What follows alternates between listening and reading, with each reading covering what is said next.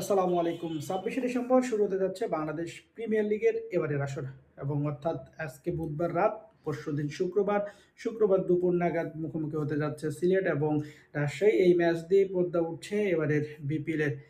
দলগুলো ঢাকাতে অনুশীলন শেষে ইতোমধ্যেই সিলেটে পৌঁছেছে। দলগুলোর যারা বিদেশি ক্রিকেটার রয়েছে তাদের সেই বিদেশি ক্রিকেটারগুলো আসলে বাংলাদেশে ইতিমধ্যে এসেছে এবং দলের সঙ্গে যোগ দিয়েছেন।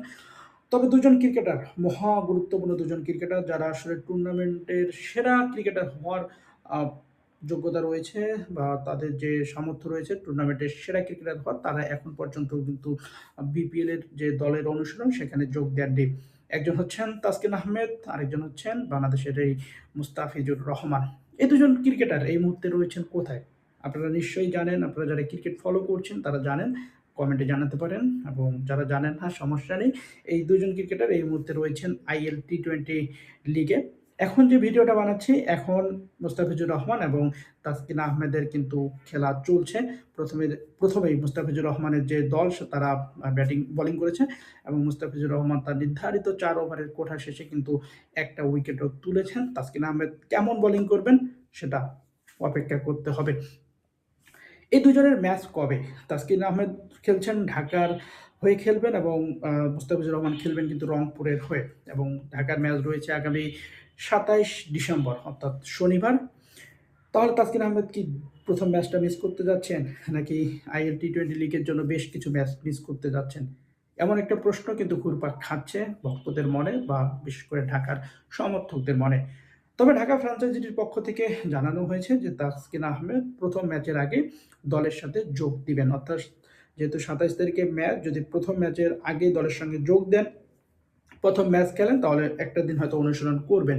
অর্থাৎ ২৬ ডিসেম্বর যেদিন বিপিএল শুরু হবে সেদিনই হয়তোবা সিলেটে ঢাকার সঙ্গে যোগ দিতে পারেন তাসকিন আহমেদ।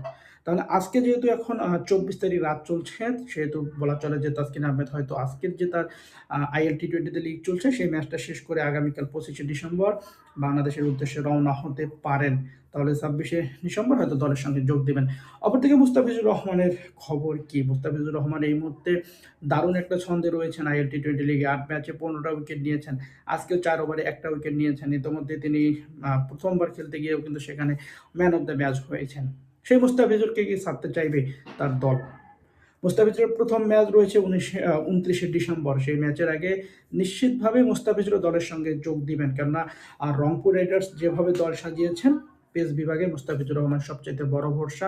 এটা তো বলার কোনো আসলে অপেক্ষা রাখে না।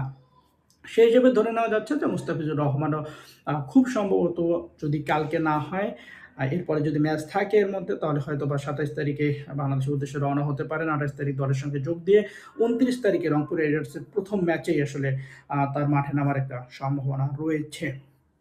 এবারের বিপিএল একটা ভালো দিক দিয়ে শুরু হতে যাচ্ছে। ৩ টা দল ইতোমধ্যেই তাদের ক্রিকেটারদের পারিশ্রমিক কিছুটা শোধ করেছেন। বিশেষ করে রংপুর রাইডার্স তাদের যারা ক্রিকেটার রয়েছে তাদের ৫০% যে পারিশ্রমিক সেটা আজকেই পরিশোধ করেছেন। ঢাকা এবং রাজশাহী ২৫% করে দিয়েছেন। বাকি যে ৩ টা দল রয়েছে তারা কবে নাগাদ আসলে আ যে ১ম যে নিয়ম, যে আপনার ম্যাচ শুরুর আগে, টুর্নামেন্ট শুরুর আগে ২৫% বেতন বা পারিশ্রমিক দিতে হবে, সেটা তারা কবে নাগাদ দেয় বা দিতে পারে সেটা নিশ্চয়ই একটা জানার বিষয় থাকছে। যখন জানবো অবশ্যই আপনাদেরকেও জানাবো বা আপনারাও হয়তোবা আমার অনেকে আগে জানতে পারেন। এখন আপডেট দুনিয়া। বিপিএল এবারের বিপিএলটা যেহেতু একটা ভালো সংবাদ যে ৩ টা দল ইতিমধ্যে পরিশোধ করেছে পারিশ্রমিক, বাকি দলগুলো করবে এবং বিপিএল এর আগে যে ফিক্সিং ইস্যু সহ বেশ কিছু বিষয়ে নেতিবাচক সমালোচনা ছিল। আশা করি এই নতুন কমিটির অধীনে সেই সমস্ত কিছু কেটে গিয়ে বাংলাদেশ বিপিএল একটা নতুন মাত্রায় যোগ করবে।